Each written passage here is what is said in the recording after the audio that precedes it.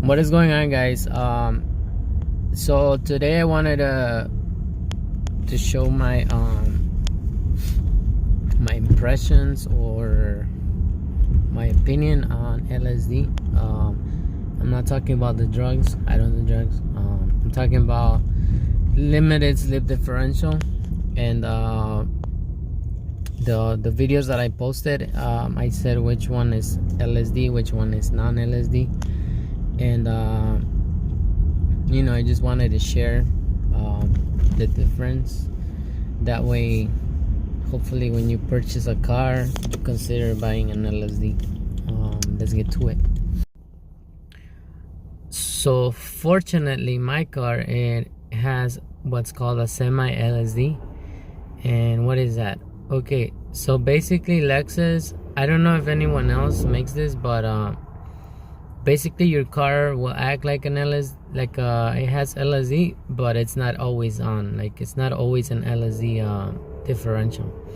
So it's gotta do with like a spring that's in the differential, and somehow it makes it work like an LSD. So let me tell you guys that having an LSD, it's magic, especially on a rear wheel drive when you're trying to drift or the donuts. You just have so much more control of the car. Like, that's why I wanted to make this video and kind of explain to you guys. And also in the future, if you're considering buying a rear wheel drive car or even a front wheel drive, you consider buying one with LSD already. So an example of a car with front wheel drive and LSD would be, for example, let's say you're trying to buy a Acura RSX. Those don't have LSD, and then comparing it to like a Civic Si, those have LSD. So a car with LSD, it's gonna perform a lot better in the track, because to my understanding and what I've noticed in my car is that when the LSD is not on and you're like turning, or for example the other day I kind of spun out. It wasn't my intention. I just took a very quick turn, and I didn't see that it was very slippery. So my car, like, basically did like a 180, and then my instinct was to step on the gas so I could like get back on it, but my car just started it stayed on the same spot, and that only one tire was just spinning, and the car wasn't doing anything. So definitely when you have LSD, you have a lot more control of the car, and that's one thing. Not having a real LSD right now, it's actually making me consider not keeping this car. This car is really fun and all. It's a Lexus IS350. Definitely it's got the power. To my understanding, when you launch it, like when, let's say, you're drag racing or whatever, it's most of the time it's gonna be an LSD, so it's gonna have the two wheels pushing you, right? But I did notice, like, when I was snow drifting, or right now that I'm learning on the wet surface, or even on the dry surface, and I gun it, unfortunately, it's like a lot of times it's like on just one wheel peel. It's only one wheel spinning, and it just sucks. Like I said, I've noticed when my car is on LSD and like both wheels spinning, and it's just 20 times, 30 times, 100 times better. And then you can buy a car that doesn't have LSD, and then in the future installing one or welding one. That's what a lot of people do.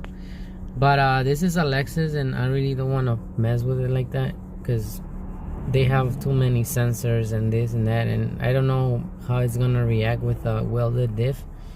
And to my understanding, I don't really see a lot of people doing it on these cars. So yeah, at this point, I'm thinking of buying like a Miata, just to get rid of this drift fever, because I'm able to do donuts in this car, spinning around and shit.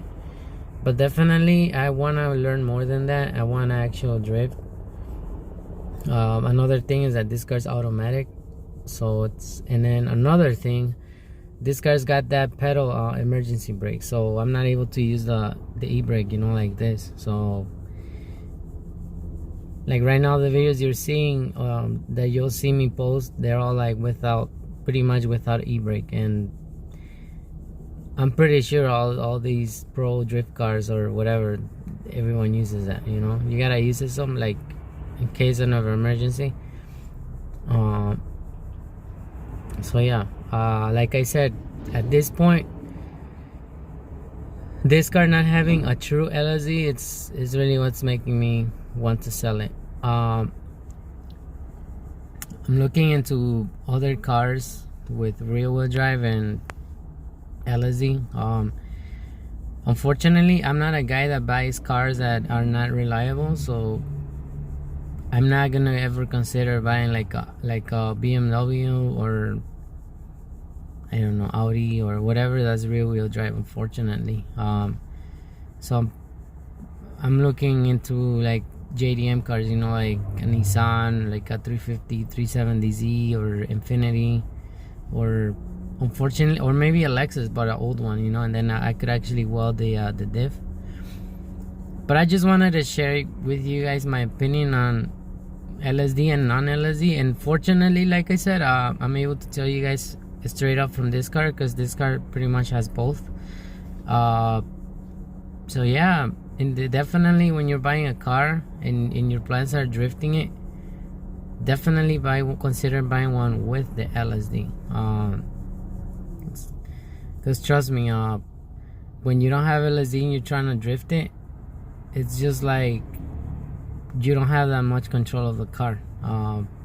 And I'm gonna post the video. I'm not sure if I'm posting the video before this, me talking right now, or after, because it's already 6 minutes and I don't want to bore you guys, because you know sometimes you guys just want to see straight up the videos and don't want to hear people talking. So I understand, but I'll probably post them before and you guys can see the difference. If you pay attention to the audio, what I've noticed is that every time the car is not on LSD or doesn't have the LSD kicked in, basically what the car does is the wheel that has the less traction is what's gonna stay spinning. And I think it's pretty stupid, you know, but it is what it is. Same thing happens with the front wheel drive. Like I was watching a video on YouTube, and this is how I found out that my car was not a true LSD. So you go to you go either to like a grass area or something like that, or ice. In my case, I went where there was like a line of ice, and I put one wheel on top of the ice and another on the cement or pavement, and then you gun it. And basically, if the tire that's on the ice or with the less traction stays on spinning, that means that you have an open diff. So yeah, that's how I found out. It was a bummer. But at least I get to enjoy LSD sometimes, you know. I'm kinda learning this car, so this car I'm able to make it work with LSD, but it just got like a little trick to it. So the few videos I'll be posting, you know, I'm always gonna be posting the videos with LSD, because yeah, when the car doesn't have LSD, it's just a fail, because you don't have control of the car, to be honest. But yeah, thank you for watching, guys. I just wanted to share my experience with this car. It's definitely a really nice car, but for me it's not gonna work for trying to do drifting, unfortunately. So if I end up keeping it, probably just gonna buy a Miata. Like I said, I'm in the market right now.